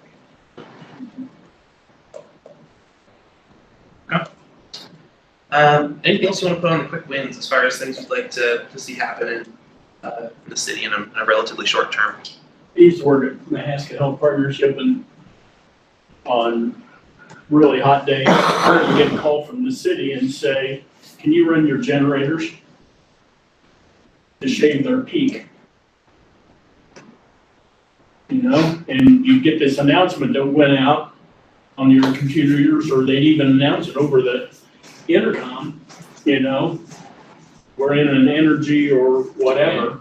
You just went around and you shut off any light you didn't need and any appliance you didn't need, and they fired the generators up and powered the hospital on their own generators, which saved them, the city gave them a nice deduction, but it also kept the city from hitting a new peak. So, which I'm not sure our contract will let us do, won't let us run, but There can be incentive rates though. could be incentive rates, see? And that's probably what they did there, was incentive rates to the hospital for that period of time that they ran. It's, you can do it with water heaters. Yeah. Yeah, you can do it with a number of things. You can do it simply with the rate. A lot of it's becoming more automated too, so you don't have to do the phone call or. Yeah. So then industrial hospital can be done like they do neighborhoods in Florida, have brownouts. You could throw one switch and cut off half the water heaters if it's not a time where you're doing the baths or needing them in the kitchen or something. The caveat is having too much control over people's personal properties. And that's Some what people I don't like that. Yeah, Big Brother's got control. Yeah, well, the brownouts were a volunteer situation. Yeah, And it's they gotta be gave them that a way. rate basis for it. And it would be no longer than 3 hours and they'd jump to a different neighborhood or something. Yeah. I've seen some other states do programmable thermostats as well, and thermostat, turn down programs. Sometimes on water heaters. Yeah, and that's a big one, that's Come on. big impact. What's it? Timers. Water heater timers. Oh, water. It's amazing, you run all night, keep that water hot, and you're not there, not using it. There's all kinds It of stays hot for hours. of apps that can work with some technologies you can put either in your electric panel or in your meter base that'll let you become more familiar with different appliances are running and understand your own energy profile. What's costing you money, what's not. Just simple education. Yeah. So it sounds like there's a lot of interest in this idea of peak shaving because, anything that the city could do to decrease peak, save the city money, save residents and businesses money. It sounds like there's a few different ways that you're all interested in exploring how that could work. Either straight up incentives, like, hey, reduce your load, we'll give you some money. It's peak time.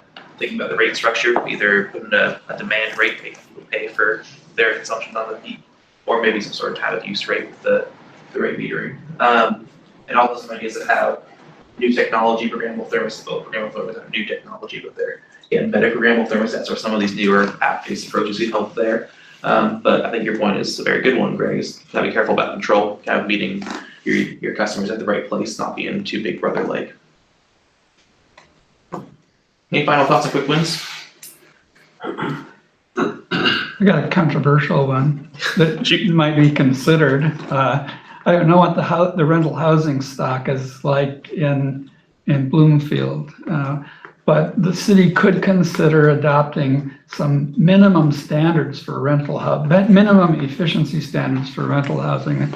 What that might mean is, no cracks in basement windows, no gaps larger than a certain size. There's a model ordinance that IAMU has for that might be looked at. If you've got low-income people, they're struggling to pay their bills, pushing landlords who might not otherwise do the right thing in their property wouldn't be a bad deal. It's controversial because, at least in Ames, because there's a lot of rental housing and the landlord lobby is pretty powerful.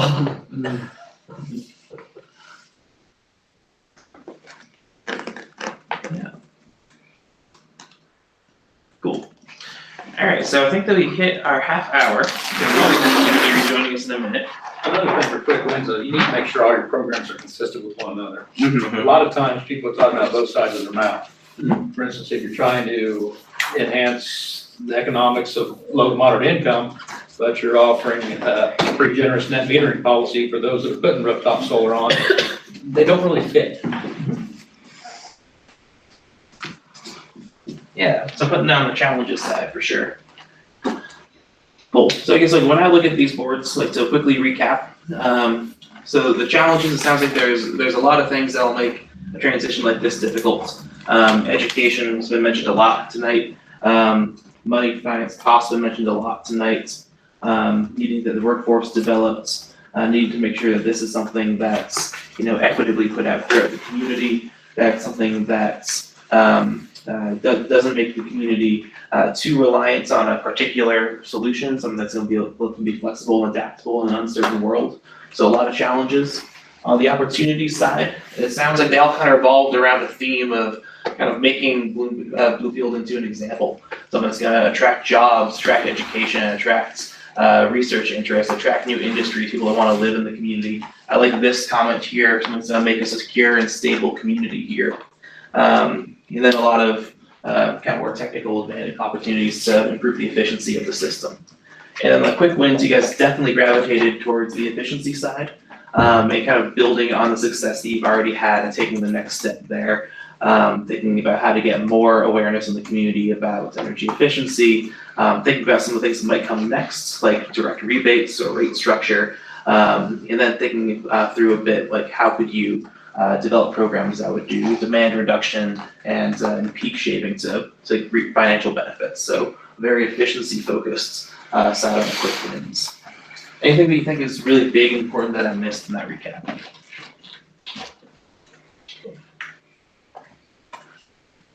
No? Okay. Well, thanks a lot, guys. Hold tight for 1 second. I'm gonna go yell at this group because they're 4 minutes over, and then we'll come back as a whole and wrap it up. Price for the capacity of the generators.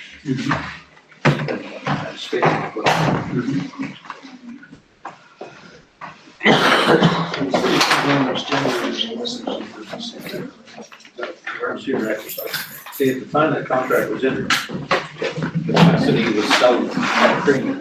Yeah. And once that contract was there, the next year, it's capacity market done. Well, why would? Well, there's all kinds of wind and solar, take advantage of the investors' tax credits, it's plug in place. So diesel generators value those. Okay. Well, products are selling out electric. All right, so I think they need about 2 more minutes to wrap up. Not a big contract. Early 2000s. They're not as efficient as we were, right? Not as efficient as you were. To Associated and reaping pretty good checks. There's a pretty good market there. But the capacity market's something. The cost to produce that power is extremely high. Well, the thing of it is, they were paying for what it costs to produce it as well. If they called and said, we need you to run, whoever was buying it paid for what it cost us to run. What's the issue with the current contract is why we don't utilize them, but we didn't sell capacity is because it says we either pay the fuel cost or the MISO clearing. And then we moved into the MAP program. Which, if there's demand and they're being called to run 6 megs in Bloomfield, And there's a common solar too. that price is gonna be enormous. Different stipulations and then we moved into So polarized. it didn't make any sense whatsoever. The risk associated wasn't. And then that's the, that had like a similar rebate. How you heard before? And that You gotta have program. We just are part of the green community, that we having programs about that for 2 years. Anyone. Yes, they were certified.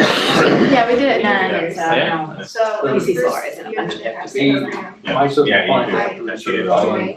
And then, Each one has to run for an hour. We gotta reach out. wasn't that like the next year? then sorry. So they did Yeah. that. Yeah. Started getting- I also took classes. Are you guys doing mostly like residential or They reached retail out business? to I'm doing something different. just Oh, where we started. what do you Completely do? different. So my Which role we position need to is, exercise it anyway. Well, so I work for the school, They rather can- than an energy audit. They can over to exercise. us. So it's We provide free time. But can't whereas compete. It was too So the if you, school does have a if you guys don't sustainability have the program. resources to do that, And we help Is that communities, we help communities put together. They're just numerical words. Gotcha. So 40s. with that, Retrofit last there's another. Yeah, we go through the Solar Foundation. She and I work with that team, we also help Get the emissions. literacy, the summer food program, requirements, and man. the summer school program. Push But that then qualifies them also- to get you certain contract. Gotta talk about energy efficiency, sustainability. Another regulatory body. Money down with the young kids. My brother- There's about 8 of them. Because it's Alright, Anthony, on here and Yeah, try and write it. I work with Paige, she emailed you about the surveys, I remember that. Absolutely. So that's what we're doing. Very cool. How many homes do you guys in the summer? I think it's over 10, Nice. which isn't a lot, but Well, you guys start somewhere. yeah, we just started, so. That's why it's so important to have for everybody at home. For sure. Yeah, so figuring it out and we can certainly. Yeah, last year we got to Process. 400 for homes, whatever. so that got the 5%. Yeah, we haven't really, we didn't have any Which is, I think it's about half. and come forward, it was more. Those are nice units. We do have organizations as well, like the, MPC of Massachusetts. They work with the motivation to continue it. So the motivation. Yeah. is hard. If you stub your toe on now. I see that big. That's right. We're gonna put them forward. You do that next, there wasn't any getting it out. You have to take that. We'll get back. Yeah, you learn them all.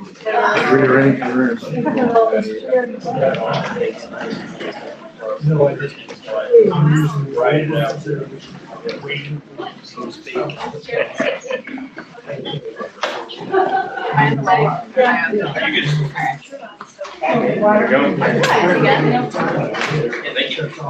said you're about to take over. Yeah. That's all I said. It'll take a little while though. There you go,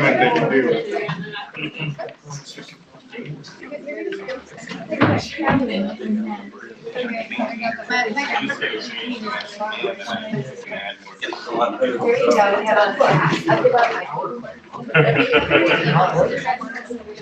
Yours took my app. Ryan, she's got that handwriting. Yeah.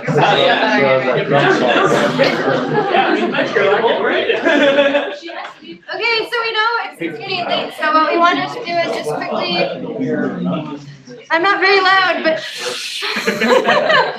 we just really want to quickly report out on what each group talked about, again, in the spirit of transparency, so people have a sense of the other discussions. And we also had note takers during both, so they'll also type up the notes and share them out so you can get a better sense of each discussion. Ryan, maybe you can do yours, I'll do mine, and then Ryan will share next steps. Yeah, totally. So my group, in terms of challenges, one of the big challenges that was raised was education, thinking through how to increase awareness both within the community and among decision makers, among what the options are, what the impacts of those options are, and what the best path forward. Costs, money, finance came up big again in this discussion as it did in the full group discussion, as did transparency, equity in a few different ways, balance between residential and business customers, access to different programs, thinking through how to attract the skilled labor that's needed to build and maintain some of these programs, and finally how to ensure that the city isn't overly reliant on a single technology and is able to adapt in the uncertain future that energy presents. So a lot of big challenges. On the opportunities, they all kind of revolved, I would say, around a central theme of how to be an example for other communities, how to be an example that attracts research interest from universities, attracts skilled jobs, attracts education programs to train people to do those jobs, attracts industries, people that want to live in the community, and I think this is a really good, some of it how to make like a successful community here in Bloomfield. And then also a good number of opportunities of how to improve the technical side of the electricity industry, how to make a more efficient grid. On quick wins, our group gravitated really heavily towards the efficiency side. Think through how to improve the home energy programs that have happened in Bloomfield already, how to draw on lessons from elsewhere to make the programs that are here even better, how to think through how to partner with businesses, both in terms of maybe upstream rebates or thinking through HVAC partnerships to make sure that air conditioning is right size, for example. Also a lot of quick wins in optimizing the distribution system, making that more efficient and providing financial benefits. And then finally, a lot of interest in ways to get financial benefits for the utility and for its customers through peak shaving and demand reduction. Could there be incentives offered to people to reduce their load during peak times? Could there be a rate design that's encourage people to do that? Could we take advantage of new technology like new apps and software that help us do that? While also making sure that we're careful not to have too much control over the way people consume and use energy. So I think that's our group touched on a lot, and that's kind of the high points. Great. Any questions about that? Thanks, sir. Write it up. Okay, great. So just a quick report out from the group down the hall. We started by talking a little bit about challenges. So talked about how getting community buy-in for energy independence and change more generally could be a challenge, helping people understand why the community needs to do this. The location where any generation is could potentially be a challenge, and just to ensure that the benefits do come to Bloomfield and the city, and that if there's any cross subsidization between the city and the county, that there's fairness there as a challenge as well. So we started here, and then we actually shifted back to the idea of energy independence again, and trying to discuss it more, and what does it really mean? So we have more ideas here that kind of feed into that. So energy independence can involve the city and the county, and it should be local in terms of the production and jobs. But it should not come at the expense of the city not having reliable energy and good backup power options. It should be affordable, and there should be a net return, and it should be more than breaking even if Bloomfield is energy independent and generates energy in the city or the county. And just the general definition suggested that it means that the city should generate as much energy as it uses, that benefits are also local, that we explore wind if it's feasible, and if the city is to have generation, that it should be lease models, preferable to ownership for liability reasons. That energy independence should focus on renewable or clean energy. That should be part of the definition. And then it should also recognize that in thinking about 2030, there's a lot going on in the future that we can't even predict in terms of technology, regulatory policy. So any approach or plan or definition that Bloomfield has should anticipate that and be flexible to those changes. And then we talked a lot about quick wins, and there's a lot of common themes to what the other group covered. So you see all these plus ones here around energy efficiency. So that was the biggest common theme about what quick wins would be for Bloomfield. Residential energy efficiency, retrofits of existing buildings. Updating metering system to have better information was another theme and a quick win that came up. Thinking about solar potential for flat roofs in the city. Lots about education, communication, and transparency. In the education space, a lot about peak load, letting people know more about what peak load is and what the charges are, exploring different options to reduce demand charges, particularly via efficiency. More education for consumers on energy efficiency and what some of the quick and simple, quick payback options are, such as LED lighting retrofits. Community solar was brought up as an option, and other options for different cost shares for putting in new technologies. And yeah, communication again. So I think that's what our group talked about. So a lot of common themes there as well. So I'm gonna let Ryan kind of jump up and talk about next steps and what we're gonna do with all of this writing and all of these ideas. Yeah, thanks. So next steps, I already kind of went over this a little bit when we at the beginning, but I'll recap. So the next thing that we're gonna do is we've collected a lot of notes from tonight, both the ones that you see and the ones that are being typed. So we're gonna go back and distill that and create some meeting summaries that we're gonna make publicly available. We're gonna work with Chris to set up a process for providing regular public updates on the status of the project and some of the draft documents we're preparing for your feedback. An immediate next step is we're gonna be forming a project focus group, which we'd like to provide more detailed comments on the project as we go, give us some guidance as we start to go through this process based on your feedback. If that's something that you're interested in being a part of, please let us know, or please let Chris know. You don't need to do so tonight, but we'll be sending probably an announcement out to those of you that left emails letting you know about the opportunity. And then we're gonna go and, based on this work, develop that menu of policy and program options that we've seen either work elsewhere or that we've heard interest in tonight, and start to do some work through those with the support of the focus group and with regular updates to the community. And then we'll be back here in a couple of months to talk about some of the preliminary work and get your feedback again. So thank you all so much for taking the time tonight. I know it's a late night and it's a holiday week, and I really appreciate you all coming out. I think we got some great material out of this, and hopefully it's been a good discussion for you all as well. And Chris, is there anything to say to close us out? Yeah, I just want to say thanks. You know, when we set this up and we did it during the holiday week and in the summer, I thought, well, if we get 3 people, we'll be happy. And you guys have exceeded my expectations beyond belief. So thank you for coming. Thank you for your valuable input, and it was really educational for me. I hope you enjoyed it, and don't be shy. And if you walk out and think, I wish I'd have said, say it. We're listening. So thank you. Yeah, maybe if I could say two final quick points. We'll all be around afterwards, so if there are things you didn't get to contribute or things you want to tell us one-on-one, feel free. We're here and happy to stay as late as we need to. And if you don't get emails from us, it's probably because we couldn't read your handwriting. So if that's the case, just let Chris know, get us your email, and we'll make sure we're in touch. So. Thank you all. Thank you. I need a motion to adjourn. Move to adjourn. Second. All in favor? I